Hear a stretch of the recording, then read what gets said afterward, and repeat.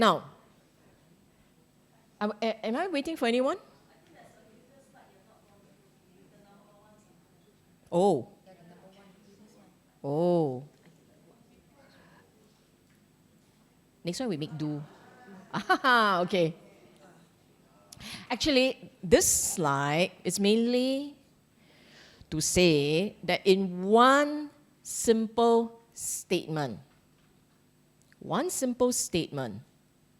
which is really everything that we say, right? We say these things very casually. But in a simple statement, you have the 5 aggregates of grasping completely contained there at work. And the reality is really 5 aggregates, they are a complex web of interactive cognitive processes. Meaning to say, you are a complex creature. Your mind, I'm not saying something that's new. You know that. It's when your mind has all these parts moving very fast, interacting very fast, but you don't see the parts. The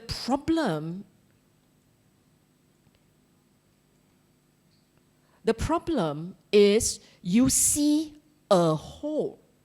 They are parts, each one rising, falling. So fast, you don't see it. Unless your mind is very quiet and you sit there and you quietly observe. And then you can see assumptions, presumptions, perceptions. You can see bits and pieces you spot. It doesn't mean they're not linear. They are almost surging very fast. They're not like, I finished already, your turn. And then your turn. It doesn't work like that. Our mind, you know, your neuron pathways, they are, or your, I don't even know the correct medical term for it, but it's very fast. You know what I mean? Huh? And each one is conditionally a reason and conditionally fades away, cease. You know that. And this is the part that the Buddha says it's non-self. Why is it non-self? Because it's non-self because it's actually in parts, but you don't see the parts.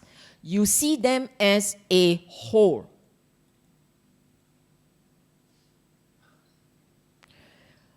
You don't see the mental processes, the Vedana, the Sanya, the Shankara. You don't see these Vijnana. You don't see them as little parts. You see them as a whole.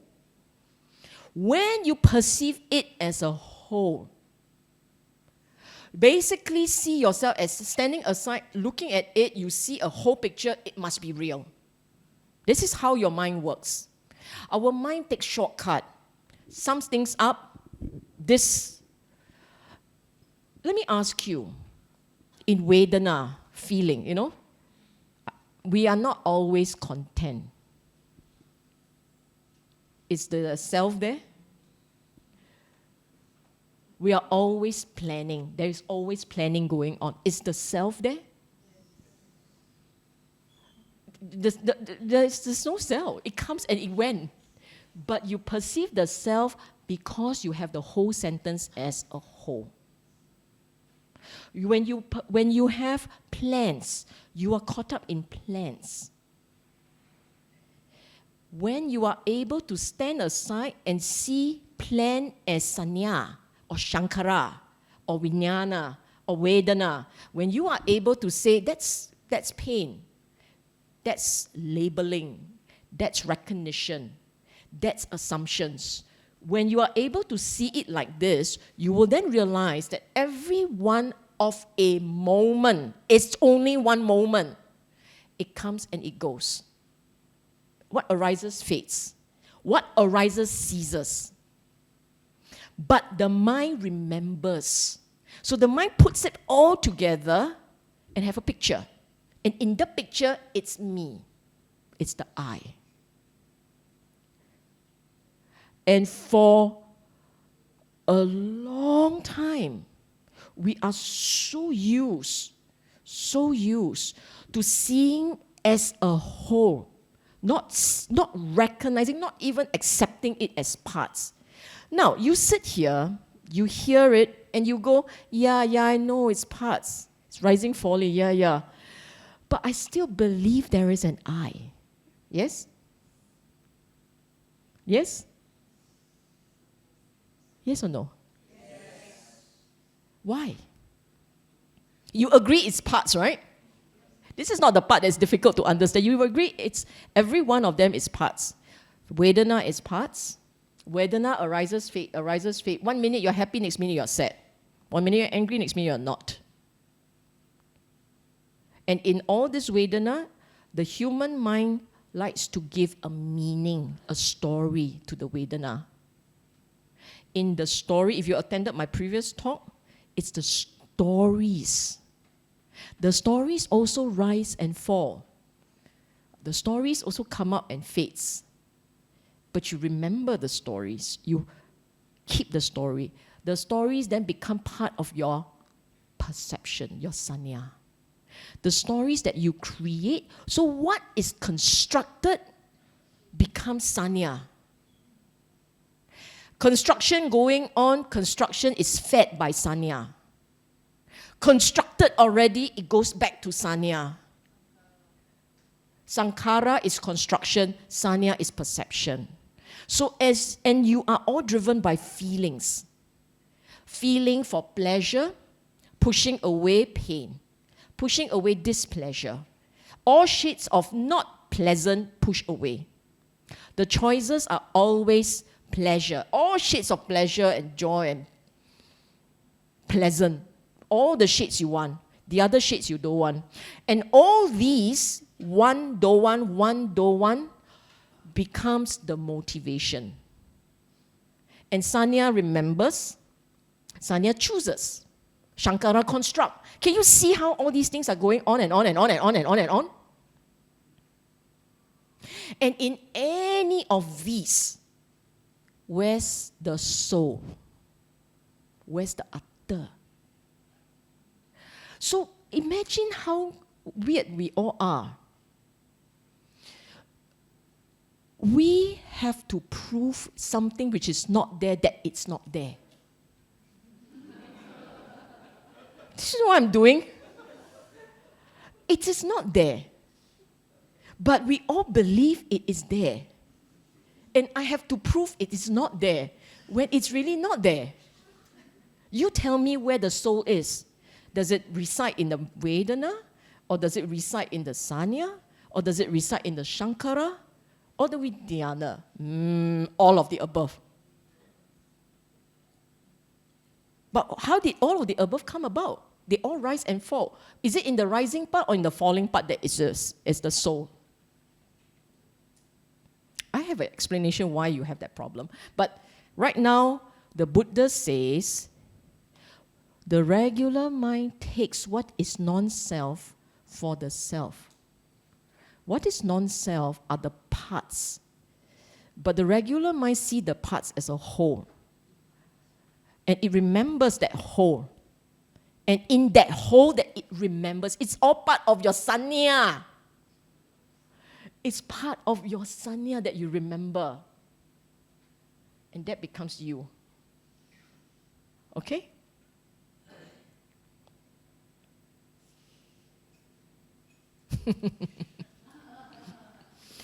So what's the consequences? What is the consequences of this particular problem?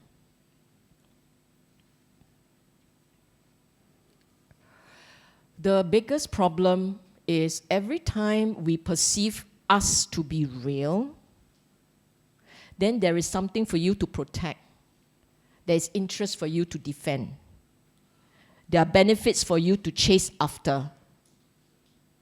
If you perceive everything as rising, falling, and not you, not essence, no essence, know something beyond the rising, falling of the conditions, of the aggregates. If you perceive it as real, and you can't get away from the perception that there is an essence in you, then when with the arising of unwholesome instincts, you can't let go. You will chase. And once it arises, once the unwholesome instinct arises, you will proliferate. Because at the back of the mind is still this clinging on to an essence that is real. This part is your own personal sense. For those of you who are practicing, you meditate and so on and so forth, right? Do you get a sense that when you are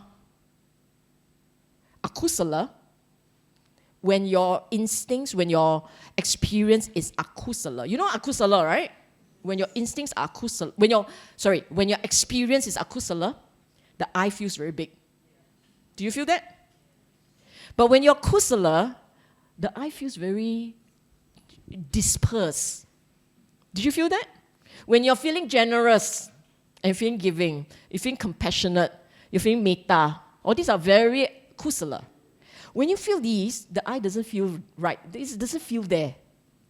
But when you're angry, when you feel cheated, when you're impatient, the sense of the I is real, right? And that's where I'm going to explain to you. The sense of the I is defilement. What is defilement?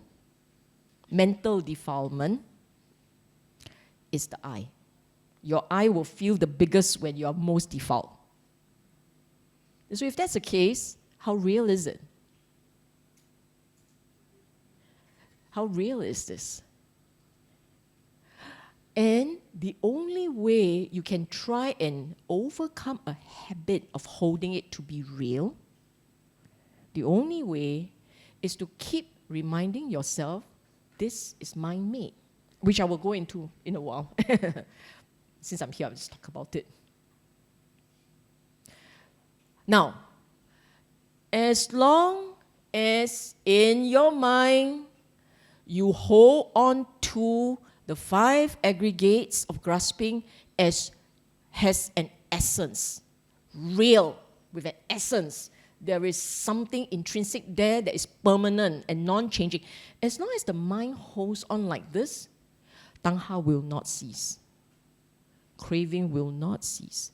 Because I already told you, defilement is the experience of the I, the strongest. That is why Ajahn Jayasaro is so sweet. He said, think of the defilements. Overcoming the defilements is the trick to the practice. Constantly do that. Okay? Now I'm going to repeat this again. It's hard to understand, I know. First, you must remember, memorize well the 5 aggregates of grasping. Form, feelings, perception, construction, consciousness, vijnana. Okay, let's take it in Pali. You all know the Pali, right? Okay. What is Vedana? That which feels, that which experiences pleasure or pain. That aspect of you, the aspect of the mind that experiences pleasure of pain or pain and feel it as such. Feel it. So there is pleasant and pleasurable or painful and suffering. That part is Vedana. And this part, Vedana, has to be understood as not mine, no I, not self, not soul, not utter. Can you remember that? That which feels. So what happens when you do it like this? Because feeling is such a powerful, has such a powerful hold over our minds. We are literally driven by pleasure and driven away by pain. You will not like somebody if he gives you pain. You will love anybody that gives you pleasure or joy or happiness or pleasant sensations. That's why I've been telling people, you don't want to die alone, be nice. Who likes someone who nags at them? Seriously. You don't like to be nagged at, don't nag at another. If you bring someone a lot of pleasant experiences, they're very happy to be with you. Get it? Okay. Sanya. What is sanya? What is sanya? Is that which recognizes, labels. That's the start point. When you see anything, when you look around you and you cast your eyes around you, the mind registers what it means, that's sanya. And you think that is it. No. Sanya is the baseline of your engagement with the world. Feeling drags you around, but sanya causes your assumptions, your prejudices, they all come from sanya. Sanya is the sum of your memory. And from the sum of your memory comes a label. You see a face that once upon a time gave you a lot of pain. Vedana, instinctive, I don't like. Sanya, recognize. When you don't recognize the face, there is no anger. When you recognize the face, anger starts. You see that? So sanya is very powerful. You have to be very careful. Look at your own mind. You want to practice? You look at how your mind sanya the world. I mean it. And sanya comes and go, right? So how your mind recognizes and labels, that tells you what kind of a person you are. If you see something you recognize and your label is a negative one, you're not a very nice person. You're very akusala already. You don't even know that. If you see something and let's say, you see the person giving money to another and your sanya tells you, nah lah, it's a cheat lah. What kind of person are you? That is sanya, by the way. That is not Shankara yet. Huh? Shankara comes in after that. I must call police. That's Shankara.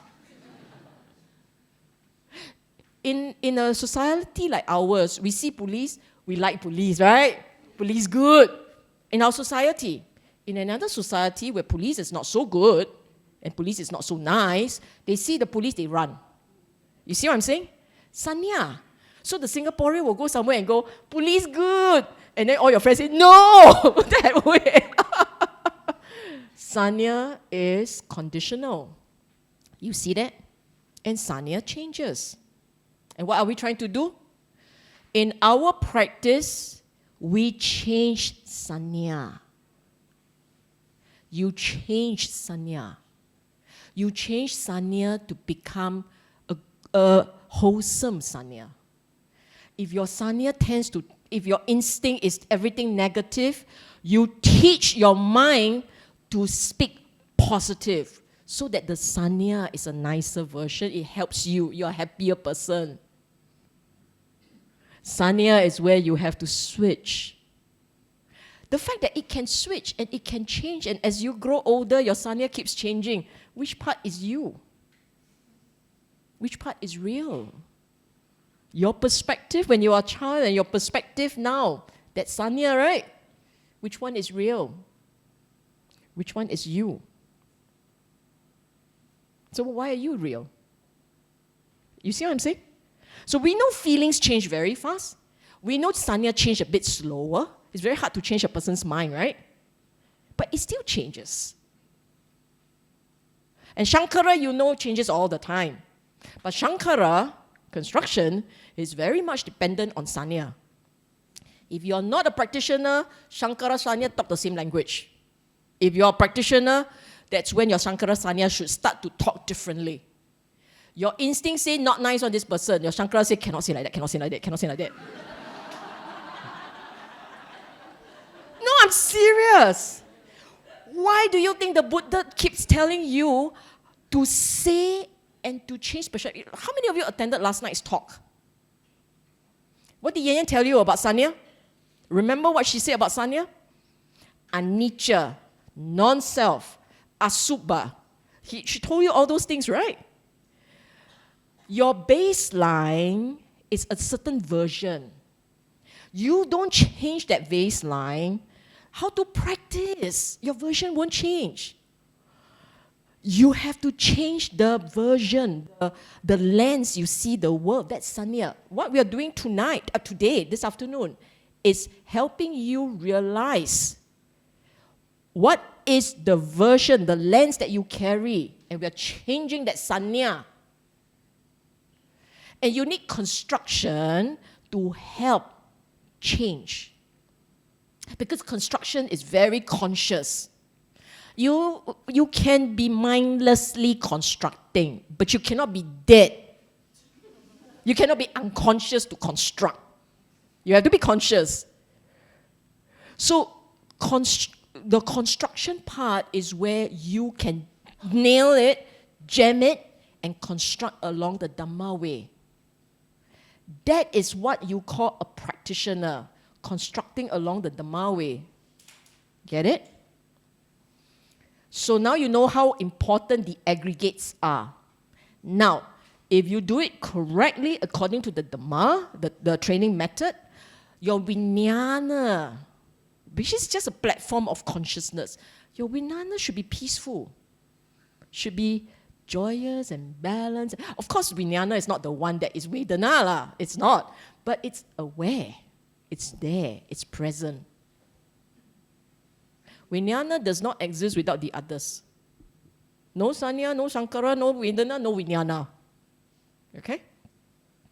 So you can see from all these that you are no more than the sum of the aggregates. And understanding that these aggregates bits arise and fall, arise and fall. Understand that. And understand that you can change this. It's the reason why we are Buddhist and practitioner. Because you understand you can change, you understand how to change, then it's whether you have the wisdom to do it. Some of us may know how, sort of. Some of us think we understand why we must do it, but we don't do it. So like that, lor. What's the consequence of it like that, lor? What's there to say? Okay? But you're already very much better than people who don't even realize that you can change all these things and make your life a happier life. Okay, we have one more inversion to go. This is really a long talk. The Buddha said, you see perception? Buddha said, the regular man will take what is unattractive to be attractive. Yes? That's what the Buddha said. This part you don't have to agree, you must say yes. Okay? So this part is my free question for you. So you say yes and you feel very good. Okay? Okay, 2 parts to examine with this statement. Now, taking what is unattractive to be attractive. How come like that? You mean you can't tell? Why is it that the Buddha point out what should be obvious? Wait, And the reason is because of our biases. We like what is attractive and agreeable. The word is agreeable. We like what is attractive and agreeable. And what is not agreeable, we don't look at it. So, as far as you are concerned, of course the world has things which are unattractive. We're not looking at them. And therefore, in your world, it's only attractive. Do you understand what I'm saying? Those of you who are awake, do you understand what I'm saying? The ones who are awake, you all know what I'm saying, lah. Because we only want to see what's attractive, so we don't see what's not attractive. That's the first problem. Then, there is something unattractive even in what is attractive to you.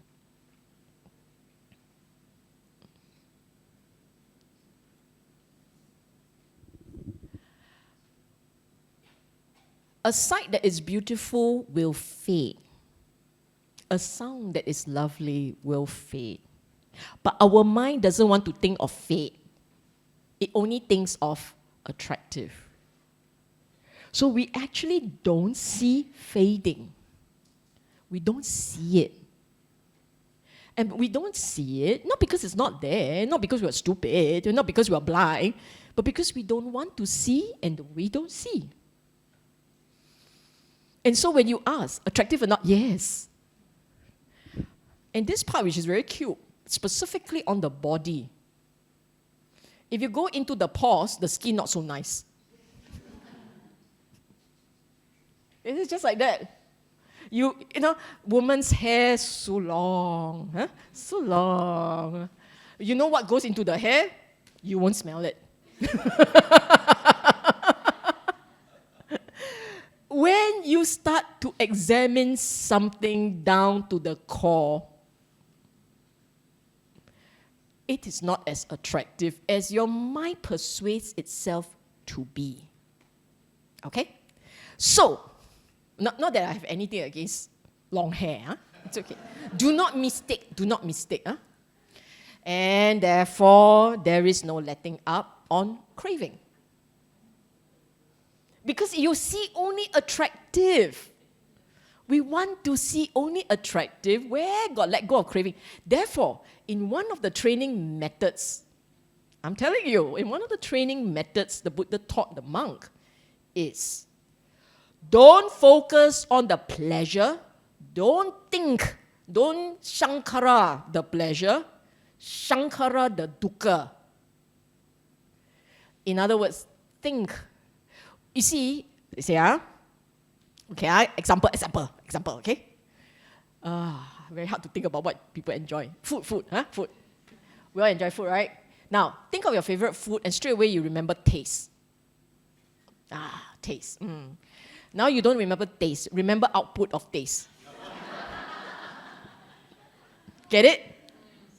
That is why in the sutta on the sun's flesh, heard of that cute little sutta, the 4 nutriments? And he said, the food, you think of it as eating the flesh of your only son. When you're eating food, instead of thinking about the pleasure you derive from the taste of the food, you think about the food as your son's flesh, or your only child's flesh. See that? This is training sanya and shankara. You're training the mind not to look at pleasure. You're training the mind to now look at pain, to look at ugly. Because your mind is so partial towards pleasure, you really want to train, you have to train it in the other direction. At the end of the day, you're not just to stay there. You're supposed to come back to middle. That's why it's dispassion. No delighting, no aversion. But our mind, the regular mind, is always on the side of delighting.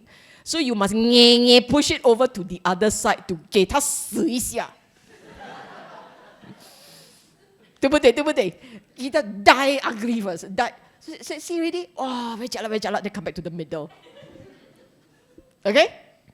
This is not so painful lah. But you have to go through the angst a bit. Huh?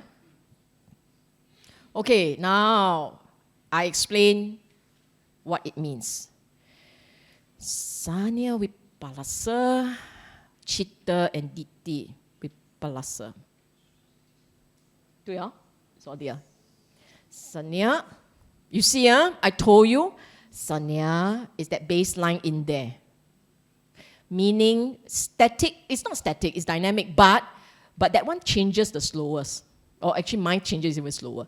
Basically what it means is your instinct, when you see something, there is an instinctive reaction and recognition, right? When you see something, assuming your brain operates normally, assuming your vision operates normally, when you see something, there is an automatic recognition, right? That's sanya, right? I told you. That automatic recognition takes what is impermanent to be permanent. Takes what is dukkha to be pleasure. Takes what is non-self to be self. Takes what is not attractive to be attractive. In other words, your partiality, your instinct, your assumptions, everything works against you seeing reality as is. Your baseline instinct, I already said, you don't think about mortality one. Now you try thinking about mortality. I'm serious. As part of the training, you just do it for half an hour. Next minute I can be dead. Next minute I can be dead. Next minute, then you so choi, then you, next minute she can be dead. Next minute she can be dead. Less choi lah, huh? But you keep doing that, you go at it for 1 hour or half an hour, right? You start to suddenly go, oops. The mind suddenly not quite able to feel delight. That's the thing. You see what I'm saying? You don't believe, you go try. But the regular mind doesn't do that, right? So this sanya with palasa, your basic instincts, your baseline assumption, the way you see the world, it's all geared towards one side. So that's what he meant, instincts. Chitta, even you pause and you wait and you look at the context of the mind, it's still mortality. It's still immortality. So you say, actually I will die. Then the other one says, no lah, you won't die lah. Not tonight. You know you won't die tonight. You know that. So even when you try very hard to say, I will die tonight, no lah, you won't lah. You and I know won't one ma. That's the chitta. The context, the entire context of the mind is in that direction. Now comes the third one, which is the most changeable one, a view, a perspective, a part where you know you're actively feeding. That one also say won't. So, 输掉咯. Your instinct says no, the context says no, even when you think about it, you'll still know. Won't die one lah. So after sitting here for the whole afternoon, 2 and I don't know how many hours, how many now say, change already? You know, hasn't quite changed yet lah. You get it. You are beginning to get it, but you still can't persuade you will die tonight. You can't persuade yourself to accept that. It won't happen. Even if you are 90 years old and know, you look into the mirror already, you know, must come one day, soon. Still you say it won't be tonight. 一定不会的啦。我明天要吃，我要喝kopi O。I still plan my breakfast, right? Like that, lor. So now you can see how your 4 inversion corrupts your mind. And this is our conventional reality, this part. And what's the training about? You want to see the mind as it really is.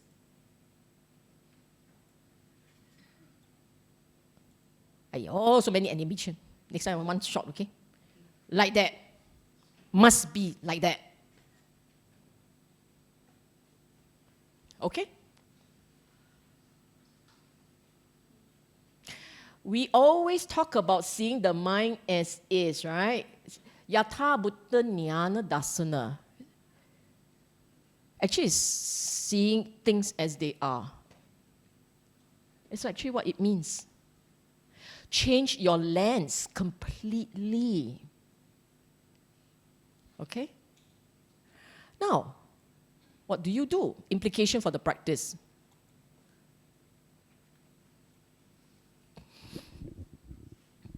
The mind has all those habits, you know that. You yourself know that. So using panya, using wisdom, you constantly sanya and sankara.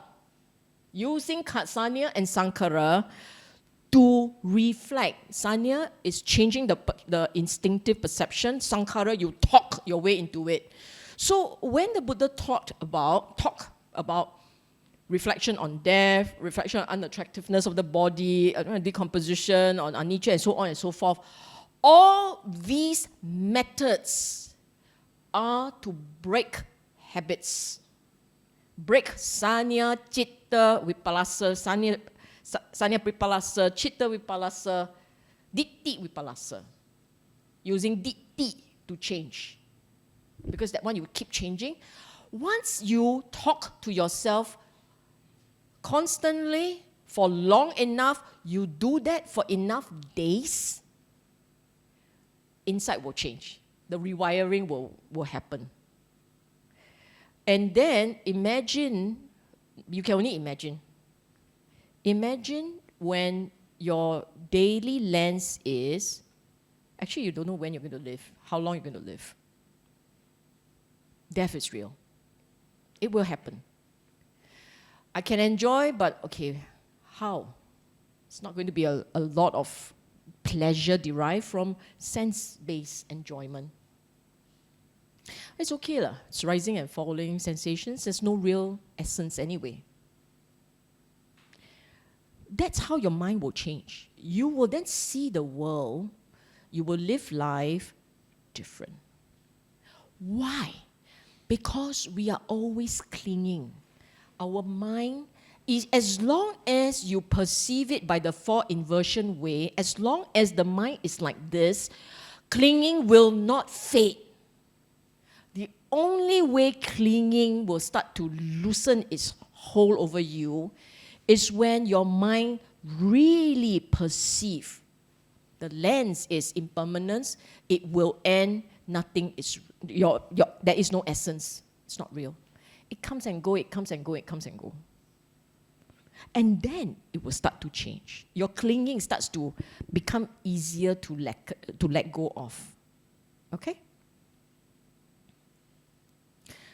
Now, the sila component.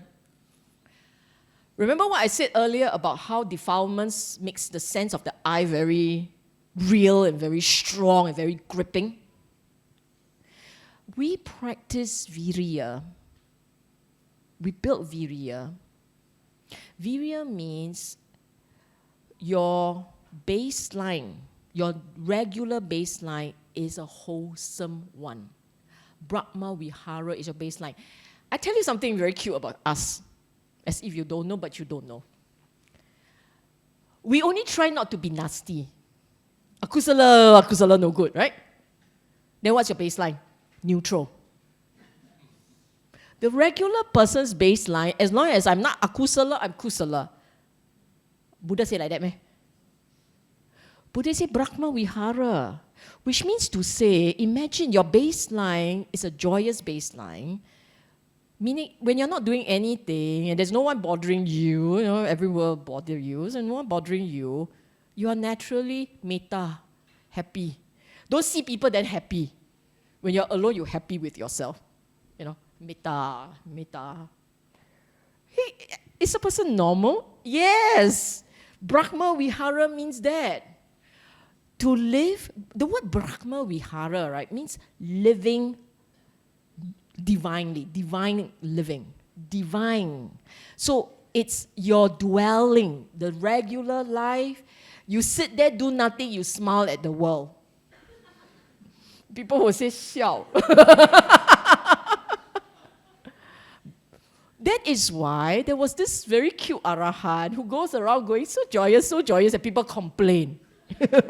They complain to Buddha, this Arahant, not normal, okay? He not real because he says so joyous. It's not normal. Complain. And that's the way.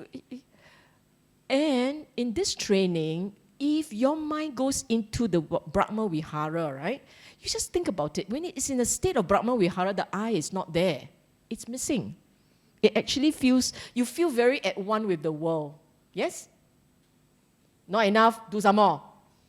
I ask, yes, you must be this joyous, yes. Instead, I think so.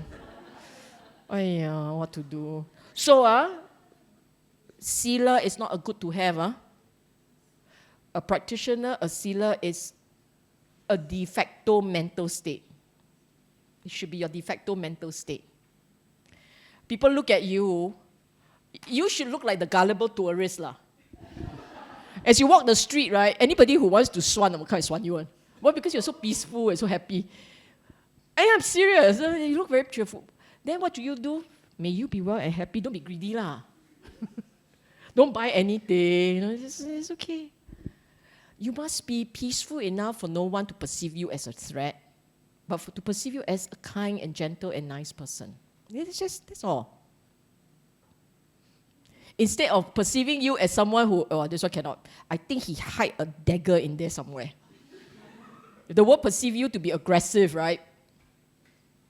你不要说是他的徒弟, okay? Samadhi. Samadhi is a support for sila and panya. The three, panya, sila, samadhi, goes together. At any one time, if you want to hold onto the Dhamma, these three must come forth together. If you have only one of three, you will not experience the Dhamma. You will not hold on to the Dhamma in the way he asks you to.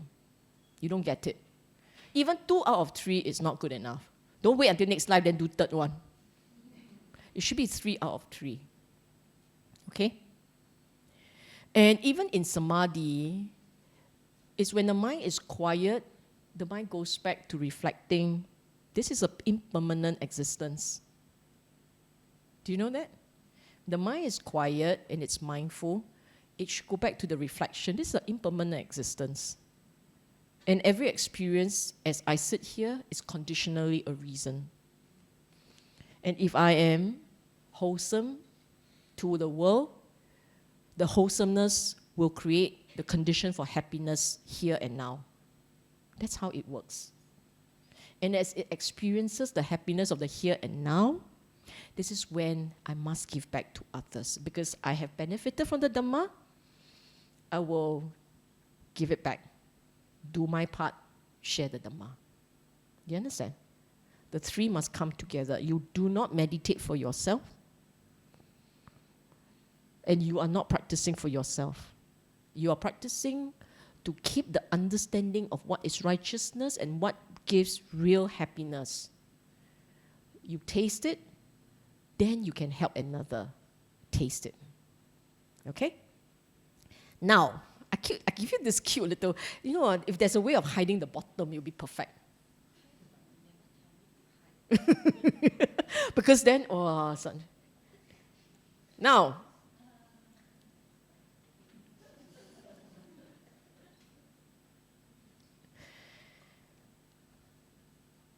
reality check.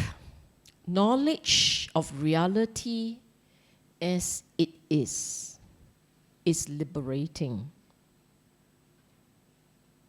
Because you see impermanence. You see, when you don't quite see it, it sounds scary. To realize mortality is scary. To realize that this is not real is scary. But you think about it, right? Whatever pain that you have, it will fade. Whatever agitation, it will fade.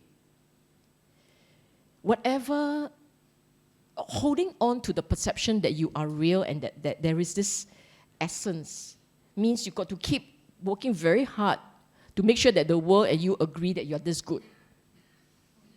But if you are if there is no you, no real essence of you, there is just rising, falling of you. Then why are you so fixated about preserving the image of you? Preserving what you believe to be you. Only to be so disappointed because the whole world disagrees. Okay? It can be very liberating. Hard to believe because for so long this is what you believe anyway. But I'm telling you that when you're free from mind-made ideas about yourself, about the world, about things, you learn not to judge, you learn to accept that everybody is conditionally a reason, you also don't get upset too much with the world. Because the world is also conditionally a reason. Because a person in pain will be a pain to everyone else and everywhere else. This is just the way things are, okay? Now, before we are done, for those of you who have attended retreats and all with me, right, I'm always talking about 5 mental faculties, isn't it? Saddha, Virya, Sati, Samadhi, Panya. So now we're going to go through this in modern language, modern lingo, okay? What is Saddha? This is very important. You are absolutely confident, you have full conviction that the Buddha has the blueprint to break out. And you will rewrite your own operating system using the Buddha's blueprint. What does this mean? Faith is not just believing in Buddha, Dhamma, Sangha. That is why even though you say, I am very faithful, but I don't think I'm Sotapanna. Many of us will say like that, right? The reason is because you may believe in Buddha, Dhamma, Sangha, but you also believe in X, Y, Z more yourself. If you say, I believe it's like that, Buddha can say anything Buddha wants, I still think I'm right. Buddha say, if you have the Eightfold Path, you will realize there will be Aryas. But you know better. I cannot be. You will say.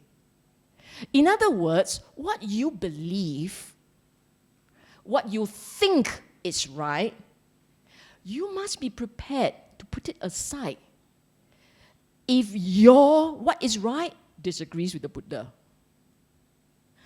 You must be prepared to override your own operating system, your software up here. Every bit of your software. For instance, you believe people will take advantage of you if you are a nice person. If this is your belief, then Buddha says, Chaga, Karuna, Metta. Then what do? Buddha correct lah, but Buddha time ancient lah. Modern man different. Yeah? Will you say that? Or will you say, yeah, but I still must protect myself? Do you say it like that? Because someone will put out a question and say, Sister Sylvia, can I ask you, what if people bully me? Your Saddha where? Saddha is about you, not about relationship with the world. It's not about that, it's about your happiness. It's about your own happiness. You must believe that He knows what are the conditions necessary for the mind to be truly at peace. He knows. And your version of what it takes for you to be ahead may not be good enough for you to be at peace. And you then must decide, do you want to preserve you as you understand it? Or you want to understand what is the unconditioned peace that the Buddha talks about? And you must be prepared to change the way you think, to change the way you act, to change the way you speak, to change the way you operate completely. So if you start from a very low base of a decent person, it's a very hard climb, but you will do it. And if you say, I'm not very smart leh, I'm really not very smart one. I don't even have PSLE leh. But Buddha said it can be done, right? You can see, you can understand. You just have to open your mind. Then you know what you do? To hell with PSLE. No worries. Buddha said can. I just pay attention. It's like that. But how many of us are prepared to put aside our own beliefs, our own assumptions, our own habits of thinking, our own, what we call, you very smart. Yeah. Smart elect. Many of us are not prepared to. We concede to some point. And the stronger your faith grows, the more you concede. That's all. That's why there was a sutta where the Buddha said, only when you are perfectly enlightened, then your faith is perfect. Because even as you are moving, right, there's a part in you that say, can or not? Can or not? Really like that, man? Really? Really? Yeah lah. It's like that. It's normal. Okay? Now, virya means to the best of your ability, you will do it as he prescribed. And he prescribed sila is critical. Wholesomeness proliferate. That's virya. So as soon as you know you have the arising of a defilement, right there you need to jam it. Right there you need to stop it. And you do not think, because you will construct according to defilement. And if you perceive in a very akusala way, you also have to change that. Sanya is akusala. You have to change that. I teach you one way of changing. Many a times we will say, a fellow is not nice. He's selfish. We say that. Now we know, when a person is in a good mood, he's no longer selfish. So what does it say? The person has a lot of pain, he's selfish. A lot of people become selfish because of unhappiness. And they don't realize, but they constantly build themselves into more and more unhappy and more selfish. And in the end, they are mother of all selfish and mother of all unhappiness. You don't like mother? Father of all selfish and father of all selfish.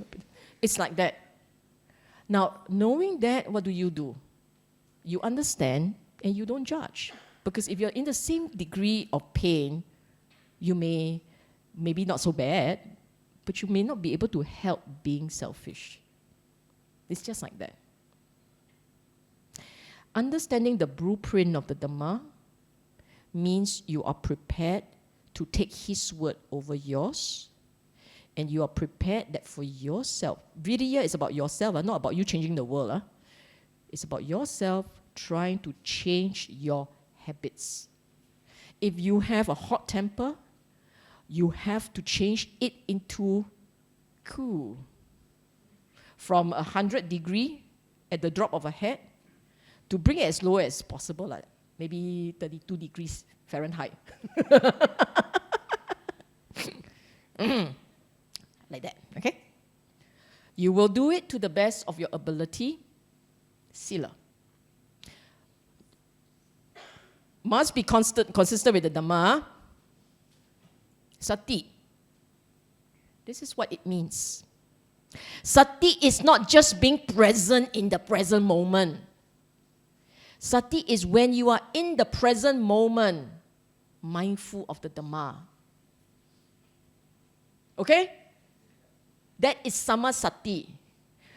If you go back to your Satipatthana Sutta, you will see consistently using your body to hold your mindfulness, you look at impermanence. With no craving and attachment to the world, it says. So, when you are mindful, and you are mindful only of the present moment, you know your sati is tapake. That is why your sati does not lead to enlightenment. Sati has to have Dhamma in it. So the sati, mindful of letting go, mindful of not holding, mindful of being sila, mindful of virya, mindful of having faith, and therefore you will do it as he said. mindful of all those. That is sati. That is how you change. It is not enough to, I'm aware. I'm aware of anger. I'm aware of anger. I'm aware of anger rising. I'm aware of anger falling. I also can. But how come I still got anger? Because you're doing it wrong. Buddha says, see the impermanence, see the letting go, see the not holding, no clinging on the world. So you only did one part, caught it. And then all the other parts, what you must do, didn't do.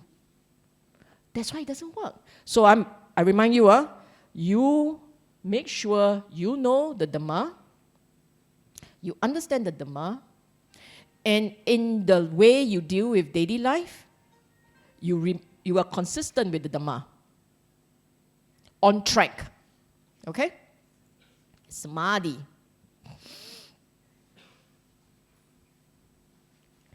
In daily life, samadhi. Stay steady. Hold, focus. Because your sati can fade, right? But sati will fade back. And then back to the Dhamma. Okay? And panya. Read, understand, implement, right? No. When you have realized it. Why do I say got away? Because you're trapped in a certain way of thinking and you are trapped, driven round and round by craving.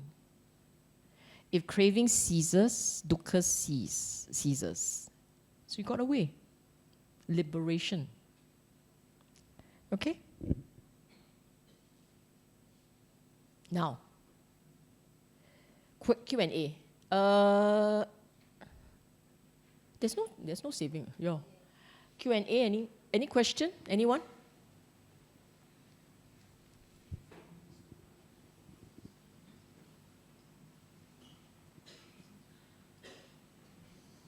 Does the talk today make sense? It's a very long talk. At the rate we are going, we'll finish at 4:30. Does it make sense? For those of you who are here relatively new, anybody who's relatively new to the practice? Does it make sense? Okay. Does it make sense? Learning. Excellent. Okay, any other thing? No question? Okay, I'm going to... must you? This is the break. So I can introduce the next page. This is where I am going to invite everyone. Now, I assume you're happy, right? Yes. Oh, wow, you're so happy. I'm so energized by your happiness. Can I have a little bit more joy or not? Yes. No. I need you guys to do something for me. Actually, it's because this is a Dhamma talk. And we have derived a lot of joy today. I assume you have derived a lot of joy. I would like all of you right now to share merits with the late Mr. Ong Kim Teck, who is Jerry's father. And for all of you here, many of us know Jerry. We would like to take this opportunity to share merits, to take this moment of empathizing with our friend, our brother here, feel for him, and then extend our kusala afternoon. All the merits that you had generated for your mind. We want these merits to be shared with Uncle. Okay? Wait. Who's the taping?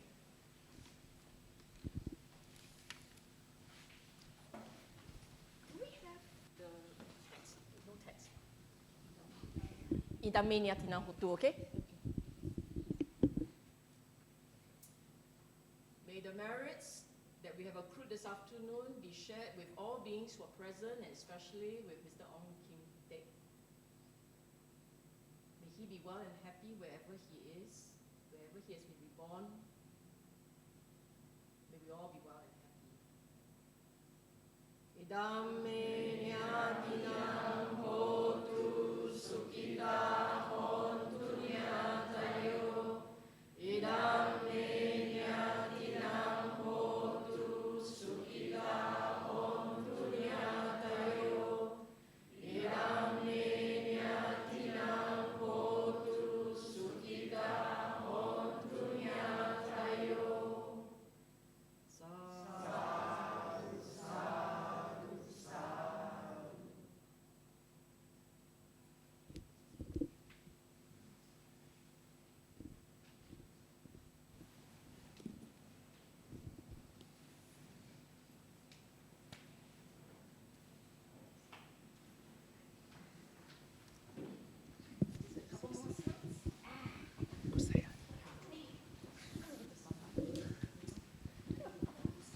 Okay, books, advertisement. Yeah. And hard copy out there, if you're interested, and that's it, done. Okay. For those who are new, we already started the Dharma family, Kalyana Mita group, and Sutta discussion. It's twice a month. Last Wednesday we had that,